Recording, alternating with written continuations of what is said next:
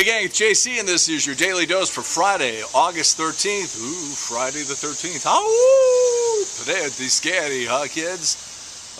This is a cooperative venture with Mind Active in beautiful downtown Brentwood. We have all sorts of cool things for you, all sorts of different features. Please punch around on the website here and look at everything. You have Dave Murray's weather forecast. You got archives at the top. We're available on your mobile phone right now.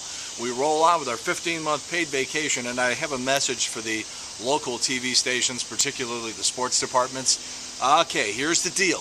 If you're going to do a golf story on the local news, okay, and you're going to show the putt, okay, you can't put a giant font on the bottom of the screen saying where the golf tournament took place or any other crap, okay? Because, see, that's at the bottom of the screen, that's where the hole is. That's where the green is. That's where the ball is. That's where the story is. And if you cover up the shot so all you see is the golfer from the waist up and the guy putts, and you see a giant font at the bottom of the screen, you don't see the ball, you don't see the green, you don't see the hole, do I have to explain everything to you? In the new Playboy magazine interview, Pee Wee Herman says he did not pleasure himself in that adult movie theater in 1991, and he says he can prove it. And he says he would have proved it if it ever went to court, if it ever went to trial. Because I can't write stuff like this. This is this good.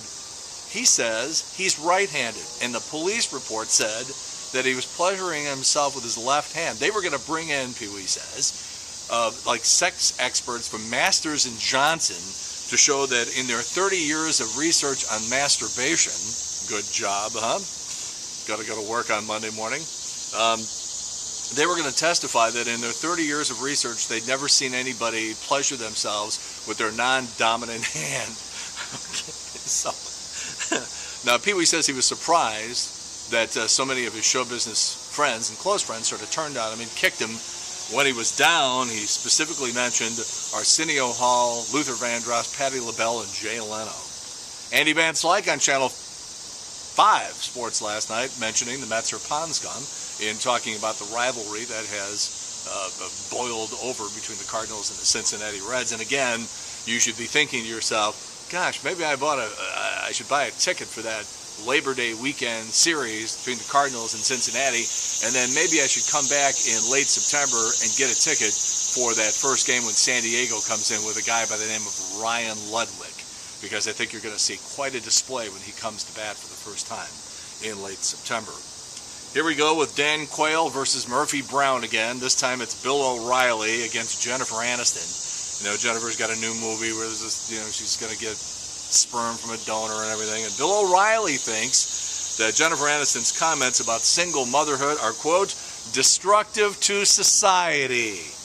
Now, I'm sure somebody wrote this for her, but the response is pretty funny because Jen says, for those women who have not yet found their Bill O'Reilly, I'm just glad science has provided a couple of other options. Not bad, not bad.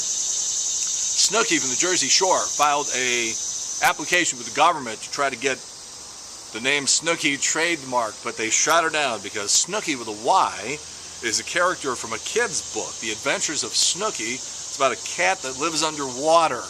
You know, and I saw Snooki's mugshot from when she got her DUI, and she sort of looked like a wet cat. 1/3 of Americans, a third of Americans are, well, at least they say they're going to quit their jobs as soon as the economy gets better. That's a third. The main reason, 48% of people say they have lost trust in their employer. That's quite a story. 17% of women say they tell everything to their dog. 14% of those women believe their dog can read their mind. Andrea Elliott of Eaton, Ohio, is out having a few drinks, and she gets a little schnockered, as my mom would have said, and she's stumbling through the streets and making a spectacle of herself, and 2 cops are walking by. Hey, Charlie, I think we're going to have to pick her up. So they go to try to arrest her for public intoxication. She becomes belligerent, and they're trying to cuff her and the whole thing, and she pulls out her cell phone. Now, this would be an example of somebody who sort of doesn't understand how things work, because as the police were trying to arrest her, she pulls out her cell phone and calls 911 to complain that she needs emergency help because the police are trying to arrest her. All right, we got to cut. Yeah, people always say that the most important invention of the last 500 years is the printing press, and now they're saying it's the internet is the next big thing. See, I would put videotape in there, and I could go on forever about why I think videotape is one of the most important inventions of the 20th century, certainly. The internet contains 5 trillion megabytes of data. Now, you want to put that in perspective? It would take more than a billion DVDs to hold it all. 247 billion emails are sent every day. 81% of that is spam. There are 50 million tweets every day, 600 tweets every second. YouTube has over 120 million viewers just in America alone. That's a third of the United States population. 20 hours of video uploaded every minute, which would be like Hollywood releasing 86,000 new movies a week. Sometimes it feels like that. Facebook has more than 400 million active users. There are over 6 million page views every minute and 2.5 billion pictures uploaded to Facebook every month. 2 more here. Teenagers spend 31 hours a week on the internet, 4 hours on homework. And 29% of Americans have a blog, and that's way more than any other country in the world. Number 2 is the United Kingdom, and only 7% versus 29% of Americans. Somebody did a survey, and they said, okay, hypothetical situation. You have attained a level of wealth that has allowed you to stop working. What would you do?